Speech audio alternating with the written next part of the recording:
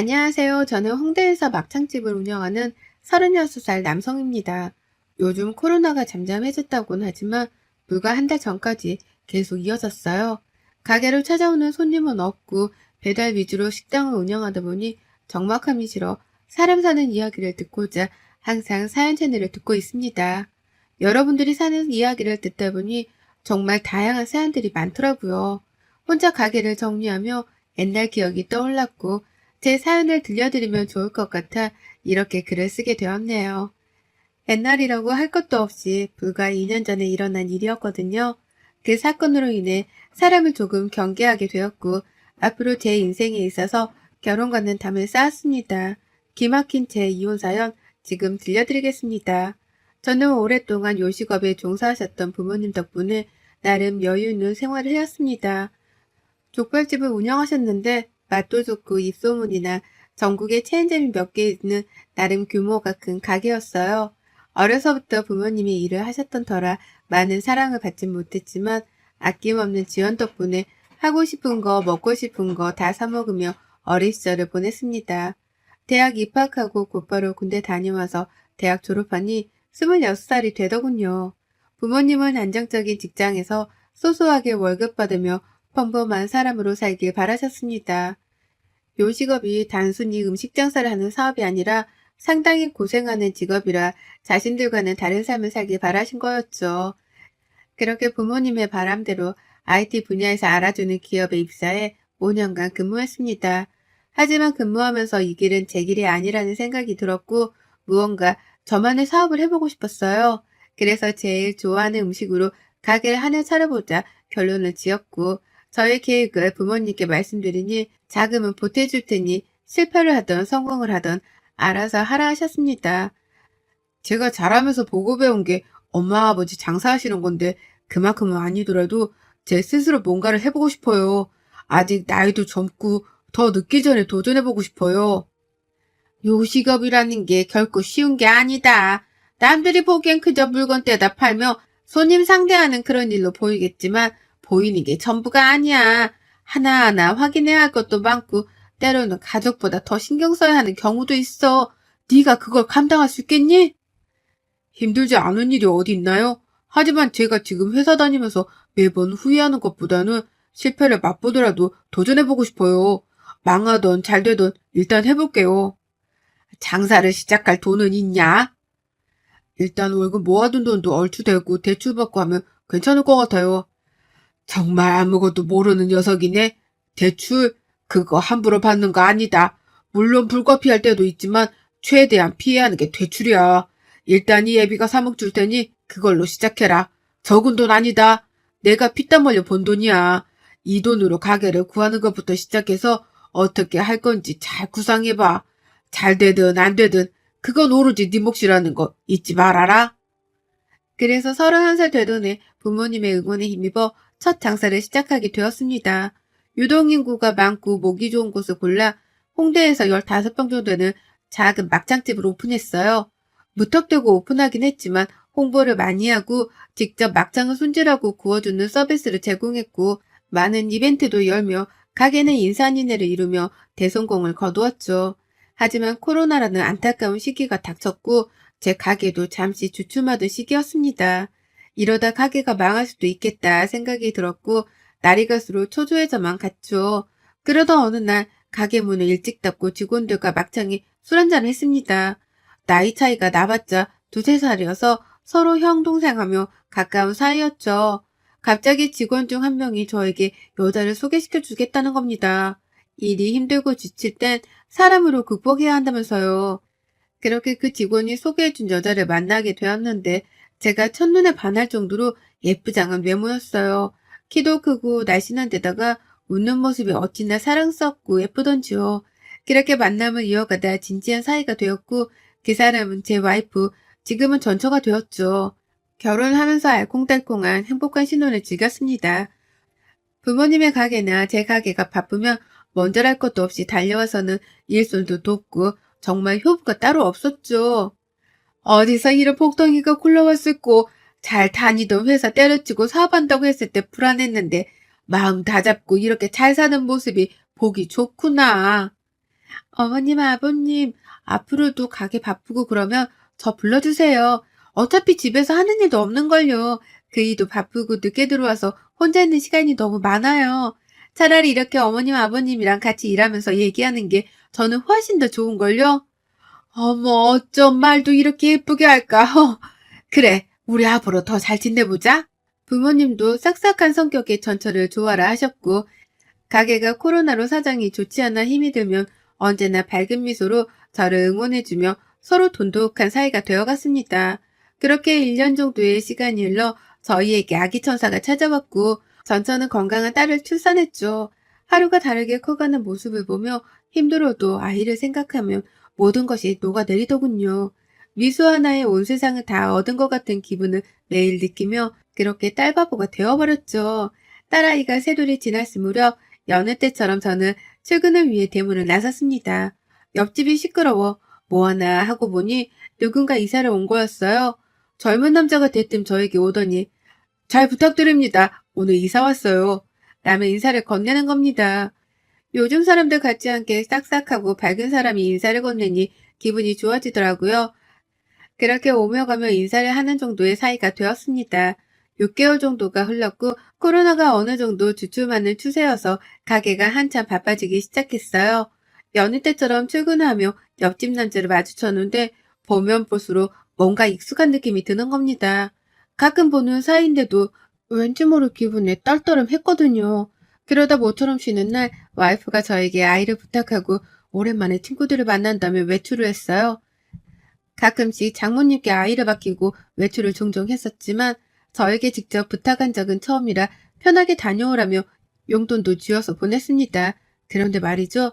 아침부터 저녁까지 딸아이와 함께 붙어있으면서 갑자기 옆집 남자가 생각나는 겁니다. 옆에서 새근새근 낮잠을 자고 있는 아이의 얼굴을 보더니 옆집 남자가 겹쳐 보이는 거예요. 평소 사연 채널을 즐겨 들으며 여러 사연들을 접하기도 하고 이런 경우가 있을까 싶었고 정말 말도 안 되는 생각이란 걸 알지만 제 스스로에게 묻고 싶더군요. 며칠을 고민한 끝에 딸아이의 칫솔과 제 칫솔을 유전자 의뢰를 맡겼어요. 이 행동 자체가 상당히 위험한 행동이고 정말 말도 안 되는 것인 줄 알지만 찝찝한 느낌이 있었거든요. 딸아이가 제 친자가 아닐 수도 있다는 사실보다는 그 찝찝한 기분을 덜어내고 싶었어요. 며칠 후 저는 충격적인 결과를 듣게 되었습니다. 딸아이가 제 친자가 아니라는 결과였어요. 하지만 그 사실보다 그동안 아내가 저를 속였다는 것, 그리고 과연 이 아이의 친부는 누구일까 하는 것에 대한 생각이 더 컸습니다. 그도 그럴 것이 와이프가 최근에 이웃들과 잘 지내야 한다며 옆집 남자를 잘 챙기기도 했거든요. 그런 모습까지 겹쳐 뇌리에 무언가 얻어맞은 느낌이 들고 말았습니다. 말도 안 되는 결과에 망연자실한 저는 하루 가게 문을 닫기로 하고 와이프에게 물어보기로 했어요. 이렇게 된 이상 숨길 일이 아니고 확실하게 넘어가야 하는 부분이었죠. 아이를 재우고 거실로 나온 와이프를 불러 앉혔습니다. 심각한 제 표정을 보더니 무슨 일이 있냐며 걱정하는 표정으로 저를 쳐다보더군요. 차마 뺨을 때리지는 못하겠고 그렇다고 배신감에 눈물을 흘릴 수 없던 저는 덤덤하게 말을 했습니다. 당신 옆집 남자랑 꽤 친한가 봐? 갑자기 옆집 남자 이야기는 왜 나와? 내가 미친 생각을 했던가 싶어서 정말 많이 고민했거든. 우리 수아 말이야. 내 딸 아니더라고. 그게 갑자기 무슨 뚱딴지 같은 소리야. 수아가 우리 딸이 아니면 누구 딸인데 왜 갑자기 그런 말을 해? 우리 딸이 아니라 너랑 옆집 남자 딸이겠지. 물론 확실한 건 아니지만 이 서류를 보고도 네가 그렇게 말할 수 있나 한번 보자. 이래도 수아가 우리 아이야? 당신 나 몰래 유전자 검사했어? 내가 그렇게 못 믿어왔니? 그래, 이왕 이렇게 된 거 다 말할게. 옆집 사람 사실 내 첫사랑이야. 자기랑 결혼하고 얼마 안 돼서 너무 치근덕대길래 몇 번 만난 게 전부야. 하룻밤에 실수가 있었고 서로 인생에 터치 안 하기로 했어. 내 아이 내가 낳아서 키운다고 말했고 지금 와서 이 사실을 말한다고 달라질 게 있을까? 이미 혼인신고했고 법적인 우리 아이인데? 너 어떻게 뻔뻔하게 말할 수 있어? 네가 그러고도 사람이야? 수아한테 미안하지도 않아? 어차피 얘라 모르잖아. 우리만 입 다물면 그만인 일이야. 당신도 수아 사랑하잖아. 이제 와서 친자가 아니라고 하니 있던 정도 떨어지니? 안 그래도 며칠 전에 정리했어. 다시는 안 만나. 그러니 당신도 생각 다시 해봐. 생각? 무슨 생각? 네가 네 입으로 생각이라는 단어를 말할 자격이 있어? 수아는 둘째치고 너랑은 더 이상 같이 못 살겠다. 네가 안 나가면 내가 나가? 그렇게 저는 짐을 챙겨 가게로 왔습니다. 가게도 쉴 수 있는 작은 공간을 마련해둔 탓에 급하게 가게로 오게 되었죠. 앞으로 어떻게 해야 할지 정말 막막하더라고요. 잠도 오지 않고 휴대폰으로 이리저리 알아보기 시작했습니다. 우선 저는 아내와 그 남자가 만났다는 증거, 불륜을 저질렀다는 증거가 필요했고, 결정적인 증거로는 딸아이와 옆집 남자 유전자 검사 결과가 제일 확실했죠. 와이프가 아이를 어린이집에 보내고 집에 없는 틈을 타 뭐라도 얻을까 싶어 집으로 갔습니다. 제가 집을 나간 지 며칠이나 됐다고 그새 집이 조금 엉망이 되었더라고요. 안방부터 욕실까지 차근차근 살펴보았습니다. 아니나 다를까 제 물건이 아닌 것들이 몇 개 있더라고요. 직감적으로 옆집 남자의 것이라는 걸 알았습니다. 제가 없으니 대놓고 왕래를 했던 탓인지 평소에 제 것과는 다른 스타일의 속옷도 있더라고요. 옆집 남자의 것으로 추정되는 물건들을 가지고 유전자 검사를 의뢰했습니다. 아니나 다를까 제 예상이 맞았더라고요. 너 이제 빼도 박도 못해. 이젠 아주 집에 대놓고 들이더라? 그것도 온전한 내 집인데? 그놈이랑 뒹구니까 좋아? 수아보기 부끄럽지도 않던? 정말 이해가 안 간다. 긴 말 필요 없고 법원에서 보자. 너랑은 정말 끝이다. 저는 그 길로 이혼 소송을 진행하고 옆집 남자에 대한 상간남 소송을 진행하기로 했습니다. 미리 변호사를 선임해둔 덕에 일처리는 비교적 수월했습니다. 와이프는 저에게 연락을 해오더니 소송을 취하라며 협박 아닌 협박을 했습니다. 네가 이러고도 무사할 것 같아? 수아보기에 창피하지도 않아? 안 미안해? 미안은 하지. 이런 상황을 만들어서. 그런데 적어도 나보다는 네가 더 미안해하는 게 맞지 않냐? 나한테 굳이 미안한 감정 없어도 되는데 얘 엄마라는 사람이 양심은 있어야지. 네가 나한테 창피라는 단어를 말할 자격이나 되니? 정말 웃기는 여자네. 내가 돈이 어딨다고 소송을 해. 위자료? 꿈도 꾸지 마. 지금 살고 있는 이 집은 나한테 넘겨야 할 거야? 나 순순히 못 물러나. 알겠어? 유책 배우자는 넌데 왜 내가 내 명의로 된 내 집을 너한테 줘야 해? 오히려 네가 나한테 위자료를 줘도 모자란데? 정신적 피해보상금까지 청구할까? 남자가 쪼잔하게 살면 안 되는 거야. 여자 인생을 그렇게 조져놓고 싶어? 어린아이를 생각해서라도 이러면 안 되는 거야, 너는.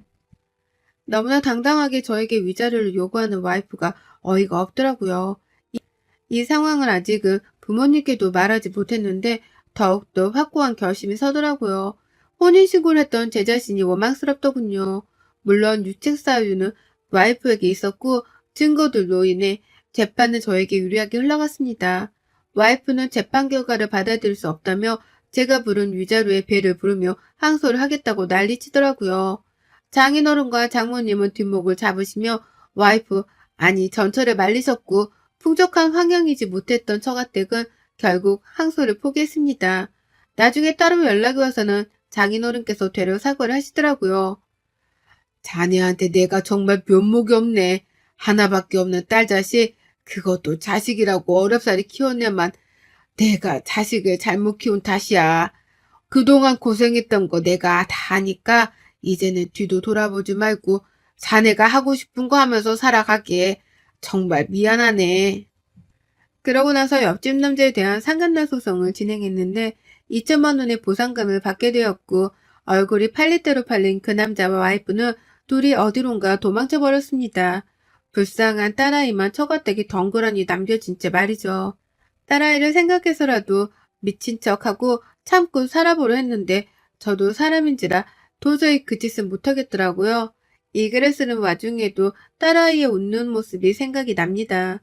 그렇게 소란이 잦아들고 코로나도 어느 정도 풀리면서 가게는 다시 활력을 되찾았어요. 그동안의 서름을 무마라도 하려는 듯이 정말 미치듯이 손님이 몰려왔고 역대급의 매출을 기록했습니다. 덕분에 직원도 2명이나 더 뽑고 내년에는 인근에 2호점도 낼 계획이에요. 바쁘게 살다 보니 힘든 일은 저절로 잊혀지더라고요. 그래도 부녀지간이었던 딸아이와 그 순간들을 잊지 못합니다. 더 이상 저와 상관없는 사람들이지만 천류는 끊지 못한다 했던가요? 아무 잘못 없는 딸아이만 눈에 밟힙니다. 전처가 내연남과 도망간 이후로 시간이 제법 흘렀어요.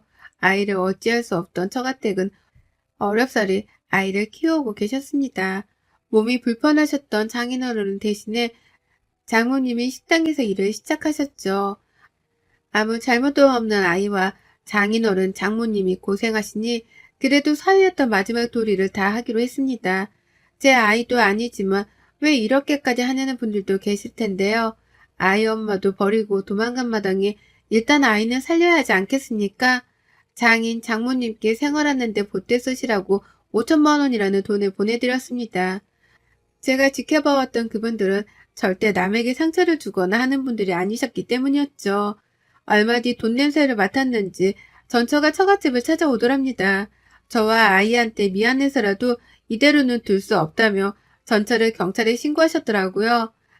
아이를 마땅히 육아해야 하는 엄마라는 사람이 아이까지 버려가며 파렴치한 짓을 하고 살게 놔둘 수는 없다면서요.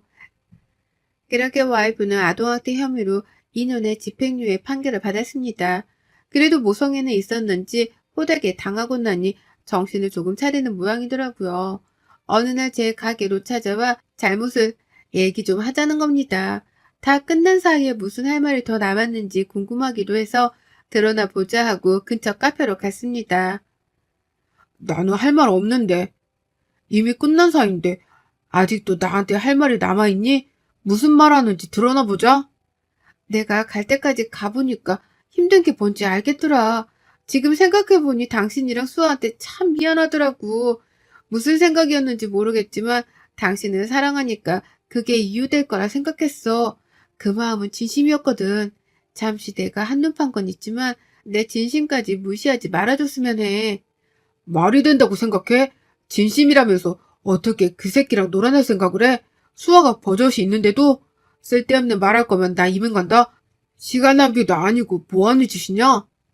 내 얘기 좀 끝까지 들어봐. 나도 처음에는 수아가 당신 자식인 줄 알았어. 그 사람 아이일 줄은 몰랐단 말이야. 이미 결혼하면서 끝난 사이였는데 스토커처럼 날 따라붙은 거야. 자신이 친아빠인데 가까이서 아이를 보면서 살아야겠다면서 막무가내인데 내가 어떻게 제지할 수 있었겠어. 정말 구구절절한 사연을 늘어놓더라고요.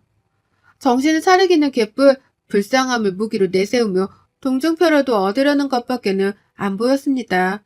혹시나 하고 기대했던 제가 병신이었습니다. 내가 다시 한번 말하는데 너 그런 헛소리 할 거면 나 찾아오지 마. 앞으로 연락하지도 말고 수아 생각해서라도 100번, 1000번 참고 조금이라도 기대했던 내가 머저리다. 너 이런 여잔 줄 알았으면 애초에 시작도 안 하는 거였는데 진짜 너 그렇게 살지 마라. 네가 하는 그 말 핑계로밖에 안 들려. 그래서 결론은 전 남자랑 놀아나서 아이까지 버리고 도망갔다 온 거잖아. 넌 정말 인간 되기 글렀다. 어디 가서 수아 엄마라고도 하지 마라. 내가 다 창피하니까. 말을 그렇게까지 해야겠어? 당신도 수아 아빠인데 어떻게 하루아침에 이렇게 달라질 수가 있어? 그동안 수아랑 함께한 시간들은 아무것도 아니었니? 그래서 지금 이 판국에 다시 합치자고 하는 거야, 뭐야? 더러운 몸뚱이를 어디다 대고 들이밀어? 수아는 그렇다 치고 너는 도저히 갱생불가한 인간이야. 내가 장모님, 장인어른한테 죄송해서라도 너랑은 다시 합칠 일 없으니까 그런 줄 알아. 한 번만 더 찾아오면 경찰에 신고하든 할 테니까 어디 한번 해봐. 말이 안 통하네. 그러니까 네가 이 꼬라지인 거야. 막창이나 파는 주제. 가진 것도 쥐뿔도 없으면서 꼴에 자존심 세우기는 나니까 너랑 살아준 거야, 알아? 그렇게 전초와 헤어지고 저는 그 길로 접근 금지 통신 제한 신청을 해버렸습니다. 더 이상 상종할 가치가 없던 인간이었으니까요. 지금은 어디서 무얼 하는지 잘 살고 있는지는 모릅니다. 종종 장인어른이 보내오시는 아이의 사진을 보고 있으며 아이는 그저 해먹을 뿐이네요. 제 친자식은 아니지만 사랑스러웠던 그 순간들을 잊지 못할 겁니다. 살면서 제가 이런 일을 겪을 거라고는 상상도 못했습니다. 막상 겪고 보니 어떻게 이야기를 해드려야 할지 몰라 주절주절 길게 말만 늘어놓았네요. 남의 자식을 키운다는 건 결코 쉬운 일이 아니지만 저처럼 배신을 당할 경우는 정말 애매한 것 같습니다. 제 친자식인 줄 알았던 소중한 자식이 내 아이가 아니라는 사실을 알았을 때는 얼마나 절망적이었는지 모릅니다. 여러분도 저처럼 이런 경우가 있으신지 모르겠지만 잘 대처하세요. 그리고 꼭 조언드리고 싶은 건 결혼하고 나서 1, 2년 정도는 혼인신고를 하지 않으셨으면 합니다. 남녀가 서로 다른 환경에서 만나 자라온 탓에 살면서 분명 부딪히고 갈등을 겪게 되어 있어요. 나름의 유예 기간 동안 어떻게 관계를 극복해 나가는지, 앞으로 더 함께할 가치가 있는지 잘 생각해 보시라는 의미입니다. 그럼 제 사연은 여기까지입니다. 건강하세요. 여러분의 생각은 댓글로 남겨주세요. 오늘도 시청해 주셔서 정말 감사합니다.